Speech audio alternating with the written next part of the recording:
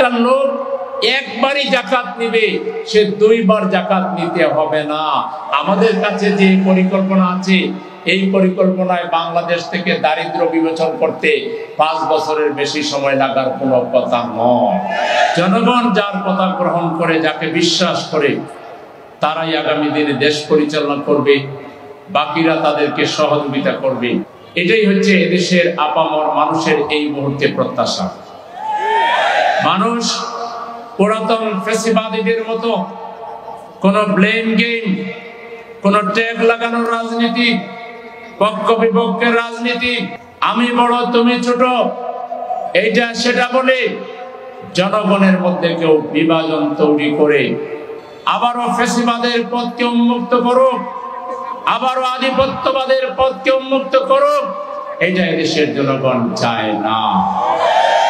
আসসালামু আলাইকুম রহমতুল্লাহ। সুপ্রিয় দর্শক, বাংলাদেশ জামাতে ইসলামী যদি ক্ষমতায় যায় তাহলে কি কি পরিকল্পনা তাদের আছে তার কিছু অংশ বিশেষ বললেন বাংলাদেশ জামাতে ইসলামের কেন্দ্রীয় নির্বাহী পরিষদের সদস্য ও ঢাকা মহানগরী উত্তরের আমির জনাব মোহাম্মদ সেলিম উদ্দিন। তো তিনি জাকাতের কিছু কথা বলেছেন যে আমরা বাংলাদেশে যেগুলো গরিব মানুষদের জাকাত দিব তাদের একবারই জাকাত দিব, একবার জাকাত দিলে সে স্বাবলম্বী হয়ে যাবে, পরের বছর থেকে বা 2-1 বছর পর থেকে সেও জাকাত দিতে পারবে, এরকম তাকে স্বাবলম্বী করা হবে।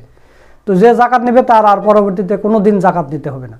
তো এইভাবে বাংলাদেশ জামাতে ইসলামী কিভাবে মানে দেশ পরিচালনা করবে তার কিছু অংশ তিনি বলেছেন। তো এই ভিডিওটা আমার কাছে খুবই ভালো লেগেছে বা গুরুত্বপূর্ণ মনে হয়েছে, এই কারণে আপনাদের সাথে শেয়ার করলাম। তো প্রিয় দর্শক, আপনাদের প্রতি অনুরোধ রইল আপনারা পুরো ভিডিওটা দেখবেন। তো বেশি দেরি না করে চলুন আমরা মোহাম্মদ সেলিম উদ্দিনের ভিডিওটা দেখে আসি। জনগণ যার কথা গ্রহণ করে, যাকে বিশ্বাস করে, তারাই আগামী দিনে দেশ পরিচালনা করবে, বাকিরা তাদেরকে সহযোগিতা করবে। এটাই হচ্ছে এদেশের আপামর মানুষের এই মুহূর্তে প্রত্যাশা। মানুষ পুরাতন ফ্যাসিবাদীদের মতো কোন ব্লেম গেম, কোন ট্যাগ লাগানোর রাজনীতি, পক্ষ বিপক্ষের রাজনীতি, আমি বড় তুমি ছোট, এইটা সেটা বলে জনগণের মধ্যে কেউ বিভাজন তৈরি করে আবারও ফ্যাসিবাদের পথকে উন্মুক্ত করুক, আবারও আধিপত্যবাদের পথকে উন্মুক্ত করুক, এইটা এদেশের জনগণ চায় না। গঠনমূলক রাজনীতির বাইরে গিয়ে আবারও সেই ত্যাগের রাজনীতির দিকে যান, আবারও যদি বিভাজনের রাজনীতির দিকে যান, জাতিকে কষ্ট দেওয়ার চেষ্টা করেন, এদেশের জনগণ ধরে নিবে আপনারা সেই ফ্যাসিবাদের রূপক, ফ্যাসিবাদের এক্সটেনশন হিসাবে, ফ্যাসিবাদেরই আপনারা উত্তরসূরি হিসাবে ভূমিকা রাখছেন। সংগ্রামী ভাইরা আমার, আজকে বাংলাদেশ নানাভাবে কত বিক্ষত হয়েছে বিগত 53 বছরে। এদেশে এমন একটা শ্রেণীর কথা বলেন, যেই শ্রেণীর মানুষেরা, যেই পেশার মানুষেরা বলবে যে আমরা খুব ভালো ছিলাম বা আমরা ভালো আছি। আপনারা যদি শিক্ষকদের কথা ধরেন, তাহলে আমাদের শিক্ষকদের বেতন এবং মূল্যায়ন সম্মান সবথেকে কম। আমাদের শিক্ষা প্রতিষ্ঠানগুলোর যে উন্নয়ন, অবকাঠামো উন্নয়ন, শিক্ষার মানের যে উন্নয়ন, শিক্ষাকে ইহলৌকিক এবং পারলৌকিক উভয় জগতের মুক্তির জন্য যেভাবে একজন ছাত্রকে, তরুণকে গড়ে তোলা দরকার, তার কোন সুপরিকল্পিত দিক নির্দেশনা শিক্ষা ব্যবস্থায় আমরা দেখি নাই। ছাত্রদের হাতে অস্ত্র তুলে দেওয়া হয়েছিল, হাত তুলে দেওয়া হয়েছিল, অস্ত্রের যন্ত্রণানিতে আমাদের নিরীহ ছাত্ররা, ছাত্রীরা তারা সঠিকভাবে পড়ালেখা করতে পারে না। আমাদের মেধাবী ছাত্ররা দেশে না থেকে তারা বিদেশে চলে গিয়েছে, বিদেশি সার্ভিস দিচ্ছে। আবার অনেকে যে কোনো ভাবে টিকে থেকে পড়ালেখা করলো, 25-30 বছর পড়ালেখা করার পরও তাদের চাকরি হয় না।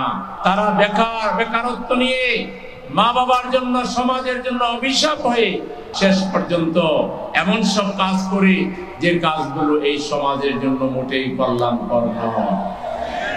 আজকে দরকার এমন একটা শিক্ষা ব্যবস্থা যেখানে প্লে থেকে মাস্টার্স পর্যন্ত আমাদের মহান আল্লাহর প্রেরিত যে কিতাব পবিত্র কোরআনুল মাজিদ, সেই কোরআনকে তরজমা সহ প্লে থেকে মাস্টার্স পর্যন্ত সিলেবাসের অন্তর্ভুক্ত করে ছাত্রদেরকে আগে ইসলামের জ্ঞান, আল্লাহর জ্ঞান, রাসূলের জ্ঞান, পরকালের জ্ঞান, দায়িত্বশীল হওয়ার জ্ঞান, তাকওয়ার জ্ঞান আগে দিতে হবে, যাতে করে তারা পড়ালেখা শেষ করে তারা সুদ না খায়, ঘুষ না খায়, মদ না খায়, অস্ত্র হাতে তুলে না আনে, মা বাবাকে অসম্মান না করে, বড়দেরকে সম্মান করে, ছোটকে স্নেহ করে দায়িত্ববোধ সম্পন্ন একটা জাতি গঠনের জন্য শিক্ষা হচ্ছে মানুষ গড়ার কারিগর, মানুষ বিনির্মাণের কারিগর।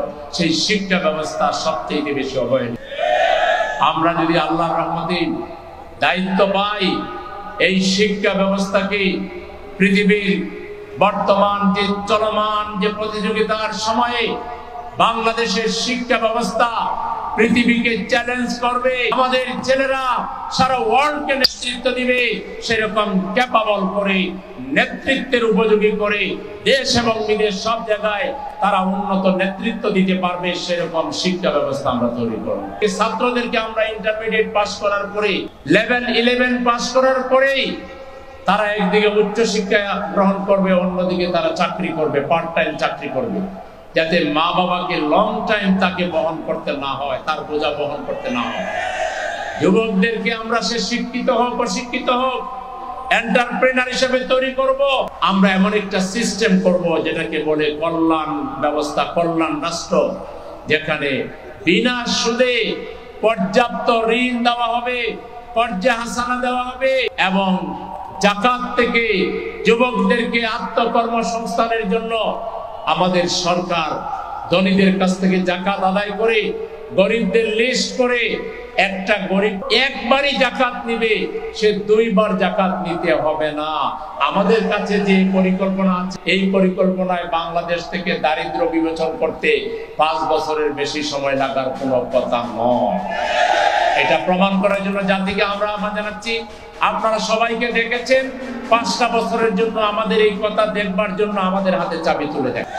আমরা 5 বছরের দারিদ্র্যকে হিমা করে পাঠাই দেব ইনশাআল্লাহ। কৃষি প্রধান দেশ, এখানে আমাদের কৃষকরা খুবই স্বাচ্ছন্দ্যে তারা তাদের উৎপাদন করবে, আবার উৎপাদন শেষে উৎপাদনের মূল্য সবচেয়ে বেশি পাইতে হবে কৃষকদেরকে। মানুষের কর্মসংস্থানের ব্যবস্থা থাকবে, মানুষকে সম্মান দেওয়া হবে। এখানে কেউ কাউকে নিজেকে আলাদা কিছু মনে করবে, আমি বিরাট কিছু, এরকম ভাববার কোনো কারণ নাই। 18 কোটি মানুষ হবে বাংলাদেশের মালিক। তারা যদি এখান থেকে খাগড়াছড়িতে যেয়ে বাড়ি বানাইতে চায়, সেটা কোনো চাঁদা দেওয়া ছাড়া নির্দ্বিধায় বানাইতে পারবে। খাগড়াছড়িতে একজন যদি আইসা খাগড়াছড়ি থেকে যদি এখানে পল্লবীতে বানাতে চায়, এখানে বানাইতে পারবে নির্দ্বিধায়, কোনো চাঁদা দেওয়া। এক আল্লাহ ছাড়া কোনো মানুষের ভয় থাকবে না। সন্ত্রাসী, চাঁদাবাজ, টেন্ডারবাজ এগুলোকে আমরা চমৎকার সিস্টেমের মধ্যে আইনা দেশের নাগরিক হিসাবে তাদেরকে আমরা সম্মান দিব, তাদেরকে আমরা গড়ে তুলব, জাতীয় সম্পদে পরিণত করব আমরা ইনশাআল্লাহ।